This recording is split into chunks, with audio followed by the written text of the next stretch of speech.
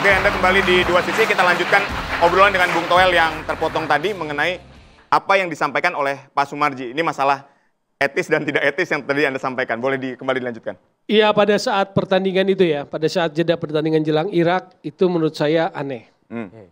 Itu meskipun pantas. menurut Om Joy tadi itu ya speak up tuh kan bagus dong. Ya nggak apa-apa, materinya nggak apa-apa. Tapi kan ada faktor when, kapan. Dengan jabatan yang diemban, apalagi dia adalah Ketua BTN dan Exco. Tapi pengaruhnya apa ketika itu disampaikan di when yang tidak tepat menurut Anda tadi?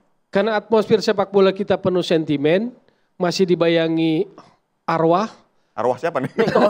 Kejam banget ya ngomongnya. Sintayong lah udah sebut lah. Iya, karena kalau rasional tetap orang nggak ngerti, kita pakai yang irasional sedikit gitu loh. Jadi kan selalu ada sentimen itu kan. Karena sentimen itu kan digorengnya jadi membuka ruang untuk digoreng. Ketika digoreng suasana nggak bagus, negatif dong buat tim gitu loh. Kan itu yang harus dijaga dalam posisi sebagai manajer timnas. Sekarang saya membaca tuh apa dinamika yang berkembang, termasuk yang datang tadi Joy. Yang datang yang Pak Marji dengan nada yang oke lah, ada emosi agak gitu ya. Kesel ya. Agak tinggi lah gitu. Saya nggak ngelihat ada faktor netizen di situ, Tom. Artinya begini, saya melihat Pak Marji itu marah pada situasi secara umum. Jadi karena dia mengikuti minute by minute, day by day, dia tahu bahwa ada ekspektasi yang tidak terpenuhi dengan tim ini, dengan timnya Kluivert. Dengan kualitas yang sebaik ini. Misalnya, jarak antara Kluivert datang dengan pertandingan melawan Australia itu kira-kira 2,5 bulan. Ya kan? Sangat cepat. Menurut saya mereka tidak mengerjakan PR-nya dan itu diketahui oleh Pak Marji. PR-nya apa? Karena kan sudah jelas bahwa tim ini sudah lama tidak bertanding. Terakhir tanding kan November. Kemudian tanding lagi lawan Australia bulan April atau ya kan pokoknya 2 bulan setelah Januari. Artinya sejak penunjukan Kluivert sampai dengan pertandingan lawan Australia, PR besarnya terutama Alex Pastoor dan Kluivert adalah mempelajari seluruh kekuatan tim. Mau itu lewat wawancara, video call, mau rekaman video dan lain-lain. Tapi itu tidak dikerjakan? Menurut saya tidak dikerjakan dan itu diketahui oleh Pak Marji. Gitu loh. Jadi kemarahan Pak Marji itu udah menumpuk sejak Januari. Gitu loh.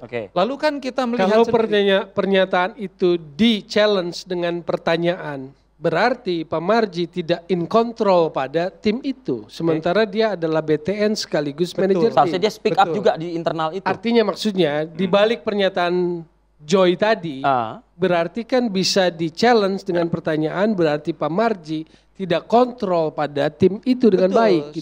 Saya paham itu. Ini kan kita juga masih spekulasi ya. Tapi ini masih misteri ya. Dugaan saya yang masuk akal, dia pun tidak bisa kontrol. Mungkin dia sudah lapor juga ke Exco dan tidak ada respons karena terlanjur percaya bahwa ini adalah tim terbaik. Ini tim terbaik, selalu dibilang gitu. Selalu mengatakan seperti itu begitu. Jadi saya menduga ini kalau ada Pak Marji ini saya mau tanya benar-benar nih. Apa yang Anda lihat dalam 8 bulan terakhir di tim ini? Gitu loh. Karena ini yang akan membuka kotak Pandora apa yang terjadi. Kalau ginilah, secara CV Patrick Kluivert kan biasa aja. Tetapi ketika dia didampingi oleh Pastoor dan Lanzat, kita merasa oh ini kuat timnya. Tapi ternyata tidak semudah itu Ferguson. Gitu loh. Ternyata ada telenovela malam. Bahasanya sama, ilmunya sama, gurunya sama. Ternyata menurut saya ada ego-ego yang mereka pegang sendiri-sendiri. Om Joy, saya ingin kita move on ya malam ini ya. Artinya begini nih. Lagi-lagi nama Sintayong. Makanya saya bertanya ke Om Joy aja, nggak usah nanya yang sebelah ini. Saya tanya dong. Oh iya ntar dong. Ya nanti saya tanya berarti. Anda bilang mau tapi tetap ngomong Sintayong. Anda mengatakan tadi Om Joy, PSSI mengklaim ini adalah pemain terbaik kan begitu ya ibaratnya ya. Dan permainan yang terbaik juga begitu. Siapa yang bisa mempertahankan dan memajukan semakin mentajikan lagi pemain terbaik dan permainan terbaik ini berikutnya menurut Om Joy? Apakah perlu Sintayong itu kembali comeback atau nama-nama lain yang masih bisa inline match dengan pola permainan tim kita saat ini? Inilah, kalau saya bukan pembenci Sintayong, tapi Sintayong juga punya luka batin. Ya, kalau dia kembali, ibarat orang pacaran, udah nggak akan sama lagi seperti yang dulu, ya kan? Chemistry itu ya. Ini asumsinya. Drama Korea nih. Asumsinya, kalau kata-kata orang-orang PSSI itu kita bisa percaya, bahwa ada masalah komunikasi, ya kan? Ya. Betul. Masalah komunikasinya Sintayong, masalah mannernya yang mungkin tidak bisa diterima oleh sejumlah pemain diaspora. Kalau itu Sintayong kembali, itu kan harus diselesaikan dulu. Lu mau ulang kejadian yang sama atau kamu akan memulai dari nol? Tapi kan masyarakat kan meneriakan nama-nama itu. Justru itu yang selalu diprotes oleh Tommy Welly. Kenapa harus? Kalau gitu giliran saya. Oke. Harus jawab. Jawab. Ya lu lah jawab lah. Ya udah. Oke. Jadi bacaannya, di balik kegagalan ini, Patrick Kluivert, nama Sintayong kembali digaungkan. Ya. Bacaan saya, Oke. saya nggak mau pakai istilah A1, ordal, enggak. Nah, Bacaan saya karena Oke. bukan mantan. Kita background kita jurnalis, ya. bacaan. Analisis sepak bola. Ya. Nah. Backgroundnya jurnalis, Sintayong bukan itu- politisi maksudnya gitu. Sintayong itu cuma bensin untuk bahan bakar agar isu ini lebih naik, Oke. eskalasinya lebih tinggi. Fakta bahwa gagal iya, tapi kan nggak pernah kita bicara soal analisis bolanya kan. Makanya Joy bilang salah ini, salah ini. Oke. Tapi kan secara teknis belum ada tuh yang bisa menjawabnya. Oke, nah Supaya secara teknis fair, gimana? Oke, cover oke. both side kan. Ya. Jadi buat saya itu, oke satu gagal, ada Patrick Kluivert out. Karena buat saya siapapun yang duduk di situ dengan sentimen yang beredar sulit. Selalu dikait-kaitkan dengan masa lalu, dengan Sintayong. Sementara Sintayong sendiri menurut saya di situasi sekarang Oke. dia hanya bensin untuk membakar. Oke. Disiramkan supaya eskalasi naik. Siapa sasarannya? Mungkin salah tapi bacaan saya ini ke Erick Thohir. Oke. Saya baca lagi dalam perkembangan dalam hari-hari ini termasuk pagi tadi. Dikirimi video segala macam. Nah apa kaitannya dengan tadi Joy yang Marji datang marah itu yang ngomong dengan marah. Ya. Ingat nggak Andre bilang soal ordal, kalau perlu akan agendanya exco rapat exco voting. Voting berarti diadu jumlah kan, ada 15 exco. Kita bedah ya Joy, waktu di belakang Pak Marji ngomong, itu ada sekjen, Yunus Nusi, tapi kan dia nggak exco, jadi nggak ikut vote. Ya. Nggak ada di sebelahnya Joy. Oh ada. Oke, di belakangnya lagi ada Dia punya exco. ordal loh, dia punya ordal. Nggak, Di itu belakang di- Marji. Di waktu ngomong itu kelihatan, di Ya, ya, belakangnya ada Eko Setiawan, ada Mamet, ada Endri Irawan, ada Khairul, ada Pariat, berarti udah 5. Oke. Dengan Pak Marji 6. Kalau saya membaca, sekali lagi kan ini membaca. Ya, ini bacaan Bung Toel ya. Dengan apa yang dikatakan oleh Andre Rosiade, bakal vote baru 6.